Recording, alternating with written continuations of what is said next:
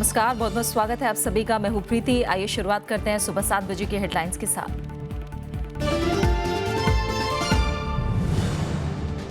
कोलकाता हादसे की उच्च स्तरीय जांच के आदेश, राज्यपाल ने राज्य सरकार से मांगी रिपोर्ट। बीजेपी की सीबीआई जांच की मांग, अब तक 21 लोगों की मौत। डिनर पर प्रधानमंत्री नरेंद्र मोदी और बराक ओबामा के बीच परमाणु खतरे पर चर्चा, आतंकवाद से निपटने के लिए सामूहिक प्रयास पर जोर। अमेरिका ने माना परमाणु हथियारों के प्रबंधन में भारत की अहम भूमिका।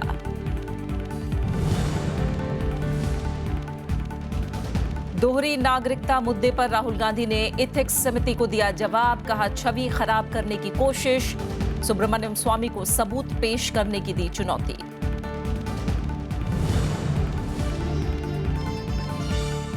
एक साल में तीसरी बार घटे प्राकृतिक गैस के दाम, 20% की बड़ी कटौती। सीएनजी और रसोई गैस की कीमतें होंगी कम।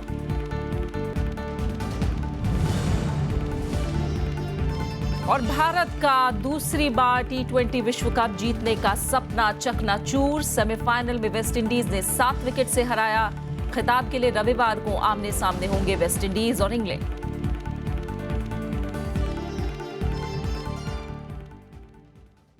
प्रधानमंत्री नरेंद्र मोदी ने कहा है कि दुनिया को आतंकवाद के खिलाफ एकजुट होना चाहिए। प्रधानमंत्री गुरुवार को परमाणु सुरक्षा सम्मेलन के मेजबान के तौर पर दिए गए राष्ट्रपति बराक ओबामा के डिनर कार्यक्रम में बोल रहे थे। प्रधानमंत्री ने कहा कि लोगों को ये विचार त्याग देना चाहिए कि आतंकवाद किसी दूसरे की परेशानी है। ये हम सबकी परेशानी है और एक अंतर्राष्ट्रीय समस्या है।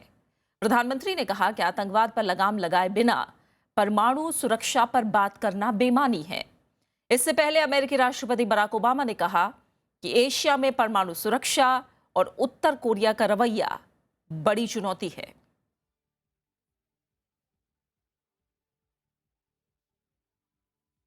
और 3 देशों के दौरे पर गए प्रधानमंत्री नरेंद्र मोदी आज अमेरिका में हैं।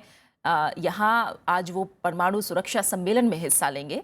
2 दिन के अमेरिका प्रवास के दौरान प्रधानमंत्री दुनिया के कई नेताओं से मुलाकात करेंगे। इससे पहले गुरुवार को प्रधानमंत्री लीगो परियोजना से जुड़े वैज्ञानिकों से मिले। इस मौके पर भारत में लीगो ऑब्जर्वेटरी स्थापित करने के लिए एक सहमति पत्र पर हस्ताक्षर किए गए। वॉशिंगटन डीसी में हो रहे चौथे परमाणु सुरक्षा सम्मेलन में हिस्सा लेने के लिए प्रधानमंत्री नरेंद्र मोदी समेत करीब 20 देशों के राष्ट्राध्यक्ष पहुंच चुके हैं। इस सम्मेलन में 53 देश और 4 अंतर्राष्ट्रीय संगठनों के प्रतिनिधि शिरकत कर रहे हैं। सम्मेलन में परमाणु हथियारों को कम करने और इन हथियारों के आतंकवादियों के हाथ पड़ने पर वैश्विक सुरक्षा से जुड़े खतरों पर चर्चा होगी। सम्मेलन से पहले अमेरिकी विदेश मंत्री ने कहा कि परमाणु सामग्री के प्रबंधन में भारत को अहम भूमिका निभानी है।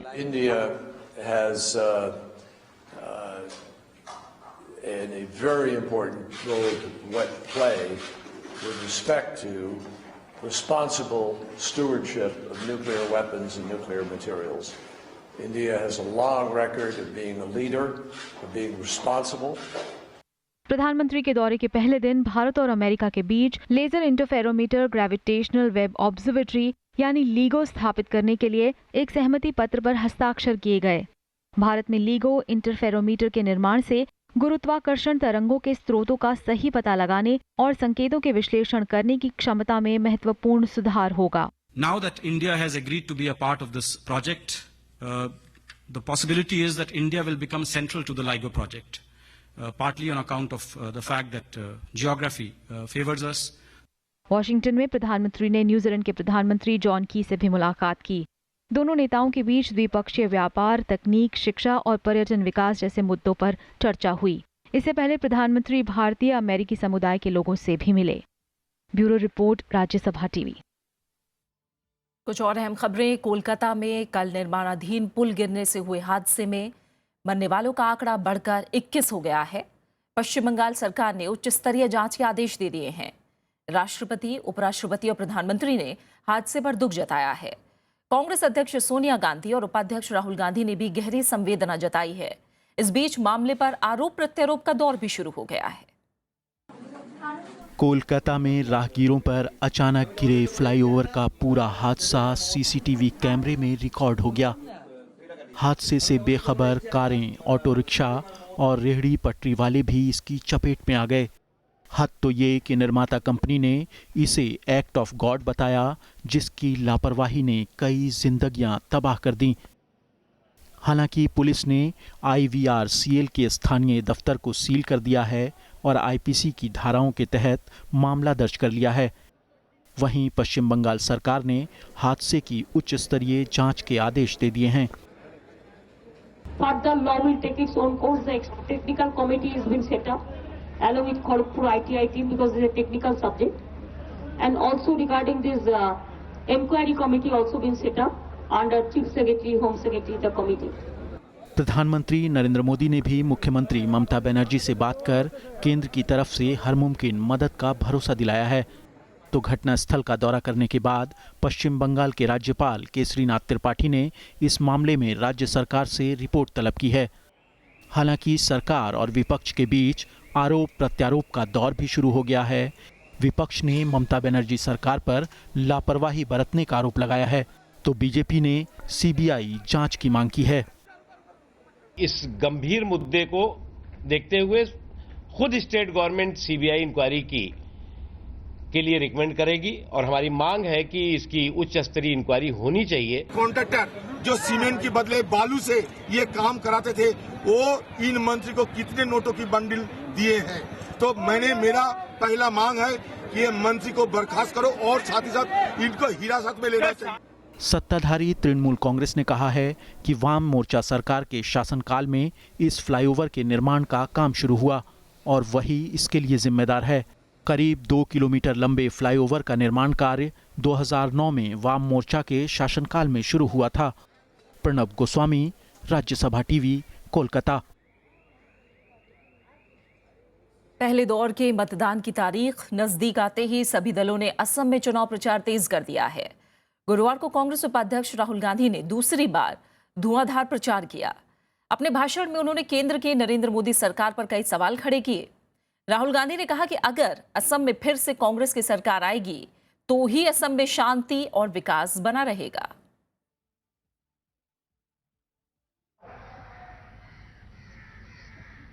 उनको तो बता रहा हूं कि इस देश में गरीब लोग भी हैं, इस देश में किसान भी है, इस देश में मजदूर भी है। आप देखना 1-2 साल में मोदी जी की सेल्फी दिखाई देगी किसान के साथ। कितना दबाव डालूंगा मैं। असम चुनाव प्रचार के मद्देनजर कांग्रेस ने अपनी पूरी ताकत झोंक दी है। 29 मार्च की रैलियों के बाद गुरुवार को भी कांग्रेस उपाध्यक्ष राहुल गांधी ने कई चुनावी सभाएं की और केंद्र सरकार के कामकाज पर सवाल उठाया। अपने भाषण में उन्होंने 2 रुपए किलो के हिसाब से लोगों को अनाज दिए जाने का जिक्र करते हुए चुनावी वायदों की झड़ी लगा दी। सबसे पहला काम हमारा युवाओं को रोजगार देने का होगा और 10 लाख युवाओं को हम 5 साल के अंदर रोजगार दिला के दिखाएंगे।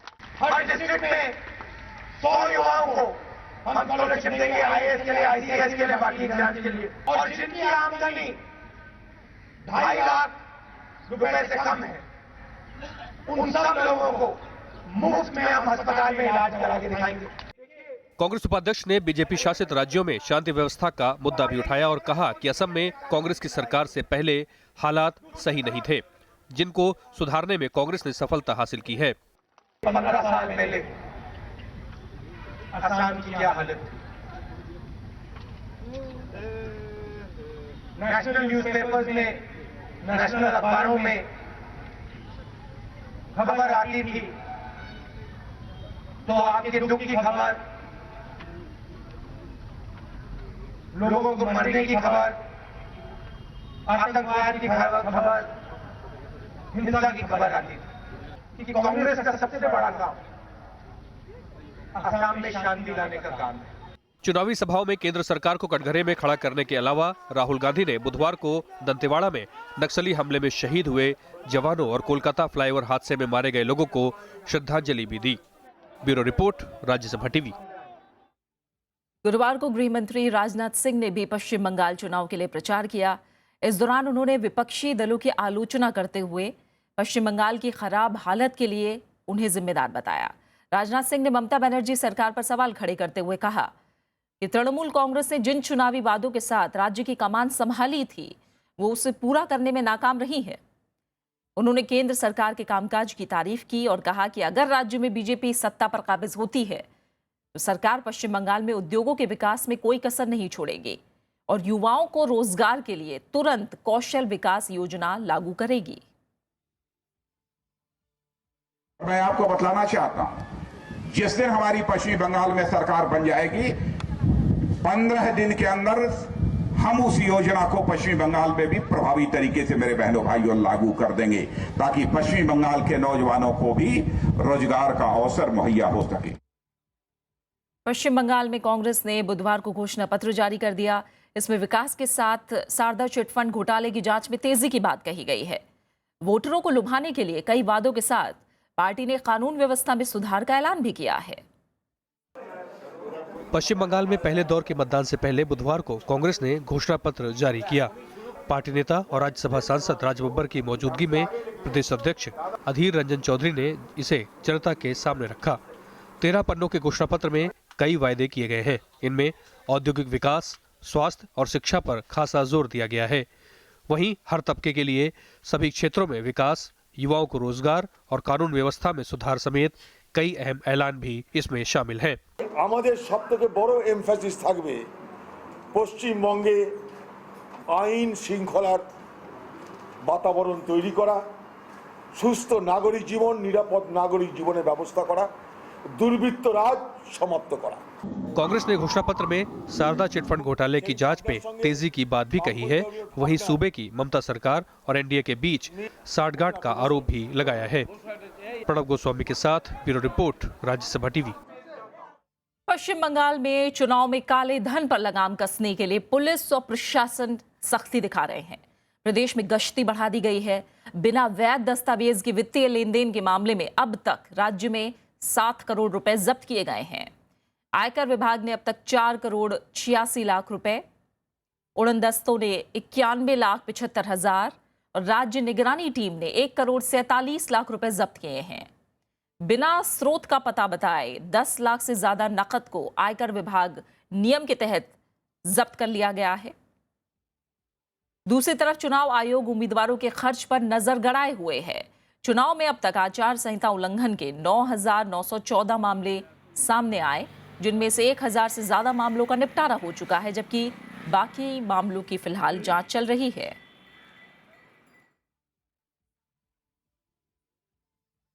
ब्रेक के उस पार तमाम अहम खबरें, आप बने रहिए हमारे साथ।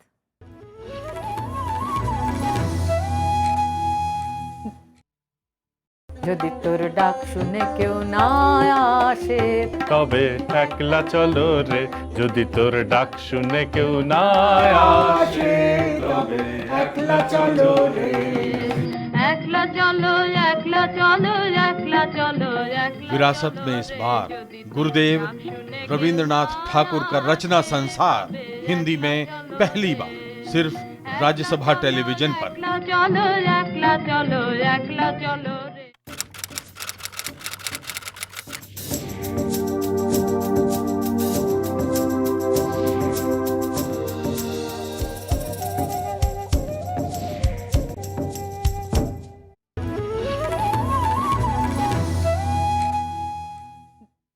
दोहरी नागरिकता के मुद्दे पर कांग्रेस उपाध्यक्ष राहुल गांधी ने लोकसभा की एथिक्स समिति को अपना जवाब भेज दिया है।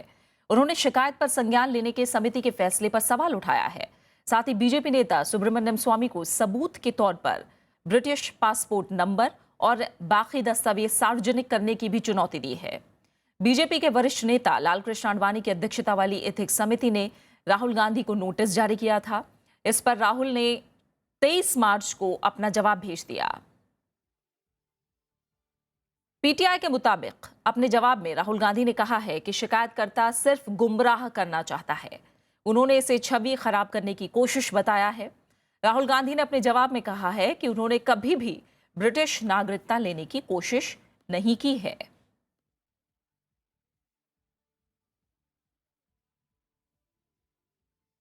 उत्तराखंड के लिए केंद्र की तरफ से जारी विनियोग अध्यादेश को कांग्रेस कोर्ट में चुनौती देगी।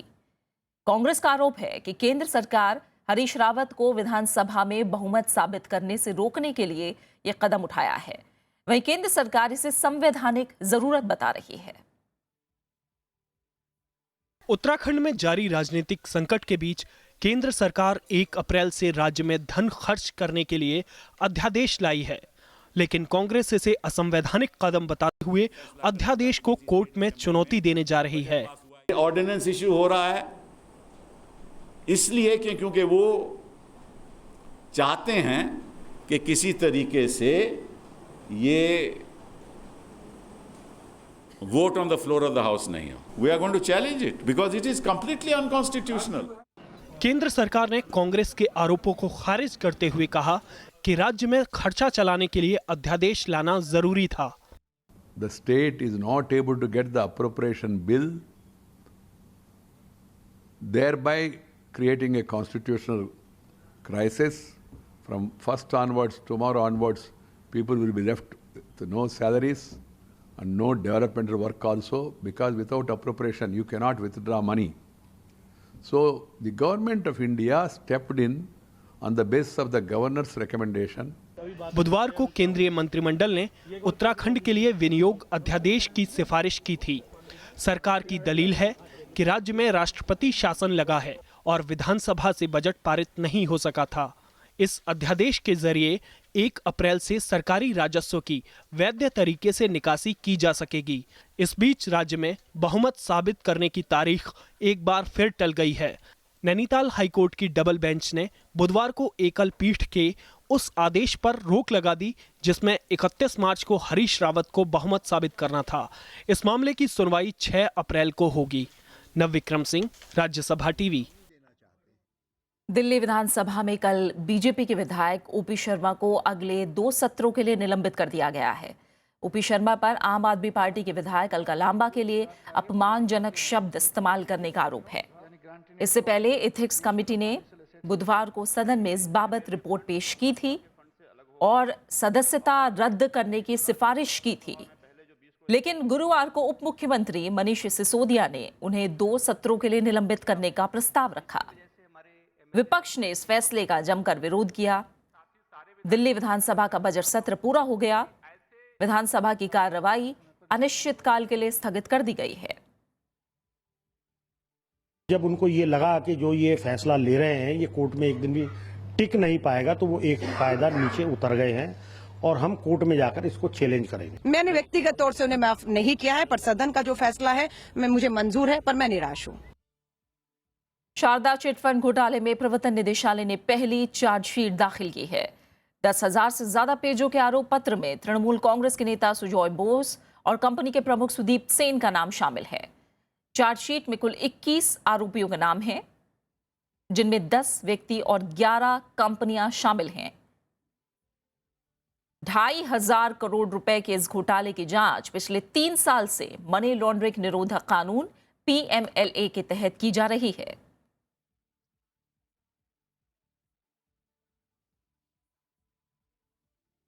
सुप्रीम कोर्ट ने केंद्र सरकार से सूखा पीड़ित राज्यों के बारे में जानकारी मांगी है। कोर्ट ने पूछा है कि सूखा पीड़ित कितने राज्यों में प्रबंधन सेल का गठन किया गया है। कोर्ट ने जानना चाहा कि जिला स्तरीय आपदा प्रबंधन प्राधिकरण का गठन क्यों नहीं किया गया। कोर्ट ने सरकार को सैटेलाइट डाटा की मदद से मौसम का सटीक पूर्वानुमान लगाने की सलाह भी दी है। कोर्ट में 12 राज्यों में सूखे के हालात को लेकर एक याचिका दायर की गई थी।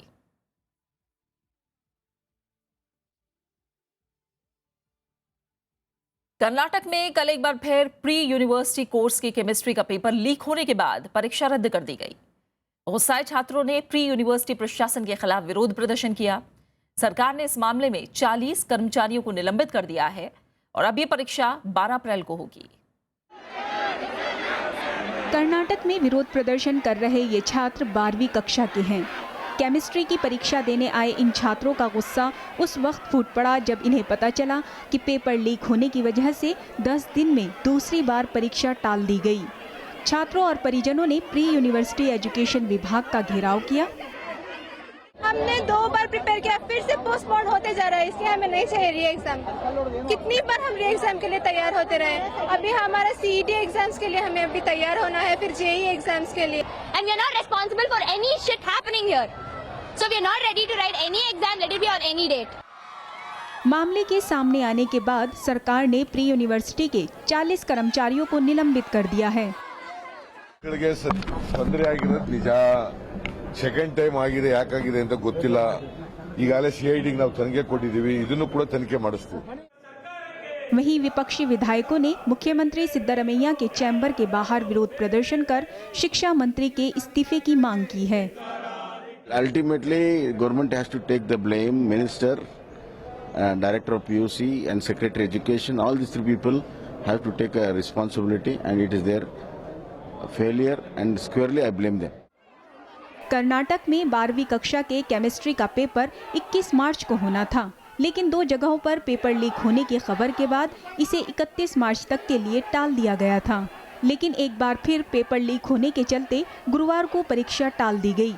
अब ये इम्तिहान 12 अप्रैल को होगा। Bureau report, Rajya Sabha TV. देश में जल्द ही सीएनजी और रसोई गैस के दाम कम हो सकते हैं। सरकार ने कल प्राकृतिक गैस के दामों में 20% की बड़ी कटौती करने का ऐलान किया। पिछले 1 साल में दाम में तीसरी बार कटौती की गई है। फिलहाल गैस के दाम $3.82 मिलियन ब्रिटिश थर्मल यूनिट हैं, जो घटकर $3.06 पर आ जाएंगे। शुक्रवार से नई दरें लागू हो रही हैं। नई नीति के तहत गैस के दामों की हर 6 महीने में समीक्षा होती है। कटौती के बाद सीएनजी के दाम ₹1.5 किलो तक घट सकते हैं। दाम घटने से ओएनजीसी को हर साल 4300 करोड़ रुपए का नुकसान होगा। देश में कुल गैस उत्पादन का 60% ओएनजीसी ही करता है। चीन ने जैश ए मोहम्मद के प्रमुख मसूद अजहर पर प्रतिबंध लगाने की भारत की कोशिश पर संयुक्त राष्ट्र में एक बार फिर अड़ंगा लगा दिया है। सूत्रों के मुताबिक गुरुवार को चीन ने संयुक्त राष्ट्र की समिति में इस प्रस्ताव को रोकने का अनुरोध किया। संयुक्त राष्ट्र की आतंकवाद निरोधी समिति पाकिस्तान के आतंकी संगठन जैश ए मोहम्मद के प्रमुख पर पाबंदी पर विचार कर रही है। भारत को इस प्रस्ताव पर अमेरिका, ब्रिटेन और फ्रांस का समर्थन हासिल है। 2 जनवरी को हुए पठानकोट हमले के बाद फरवरी में भारत ने संयुक्त राष्ट्र को पत्र लिखते हुए मसूद अजहर पर प्रतिबंध लगाकर तुरंत कार्रवाई करने की मांग की थी। बात खेल की दुनिया की। टीम इंडिया का दूसरी बार T20 विश्व कप जीतने का सपना चकनाचूर हो गया। मुंबई के वानखेड़े स्टेडियम में कल खेले गए सेमीफाइनल में वेस्टइंडीज ने भारत को रोमांचक मुकाबले में 7 विकेट से हरा दिया। टॉस हारकर पहले बल्लेबाजी करते हुए टीम इंडिया ने कोहली के 47 गेंद में 89 रन की मदद से वेस्टइंडीज के सामने 193 रनों का विशाल लक्ष्य रखा। रोहित शर्मा ने 43 रन का योगदान दिया। हालांकि वेस्टइंडीज के बल्लेबाजों ने आक्रामक और जुझारू प्रदर्शन के दम पर इस बड़े लक्ष्य को बौना साबित कर दिया। वेस्टइंडीज ने यह मुकाबला 3 विकेट खोकर आखिरी ओवर में जीत लिया।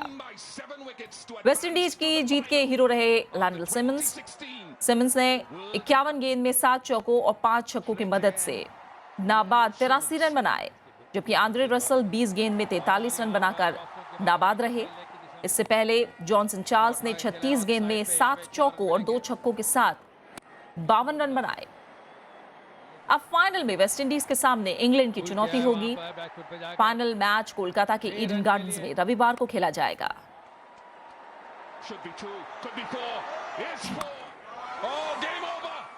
It was a bad toss to lose. We lost the toss when we started batting.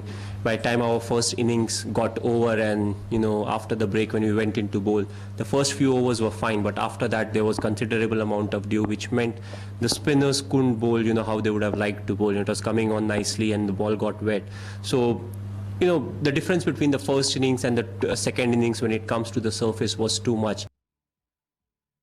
Every cricketer has his day. Until it was my day, I had a bit of luck on my side. I ride my luck and things went the way I wanted it. वहीं शिव थापा ने चीन के किनान में चल रही एशियाई मुक्केबाजी qualifying tournament के फाइनल में जगह बनाने के साथ ही 56 किलोग्राम भार वर्ग में ओलंपिक के लिए क्वालिफाई भी कर लिया है और वो पहले भारतीय मुक्केबाज बने हैं जिन्होंने ओलंपिक के लिए क्वालिफाई किया है। शिव ने सेमीफाइनल में कजाकिस्तान के कैरात येरालिएव को हराया। वो आज फाइनल में थाईलैंड के चाताचाई बुत्सी से भिड़ेंगे।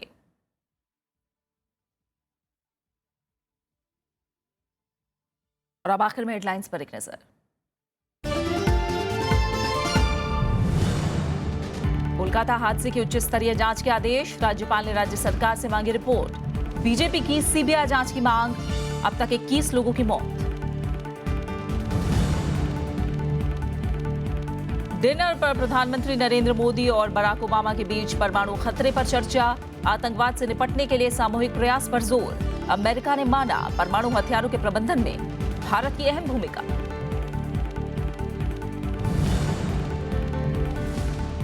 दोहरी नागरिकता मुद्दे पर राहुल गांधी ने एथिक्स समिति को दिया जवाब, कहा छवि खराब करने की कोशिश। सुब्रमण्यम स्वामी को सबूत पेश करने की दी चुनौती।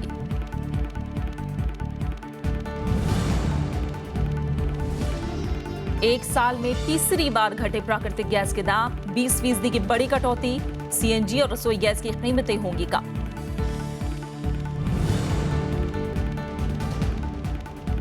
और भारत का दूसरी बार T20 विश्व कप जीतने का सपना चकनाचूर। सेमीफाइनल में वेस्टइंडीज ने 7 विकेट से हराया। खिताब के लिए रविवार को आमने सामने होंगे वेस्टइंडीज और इंग्लैंड।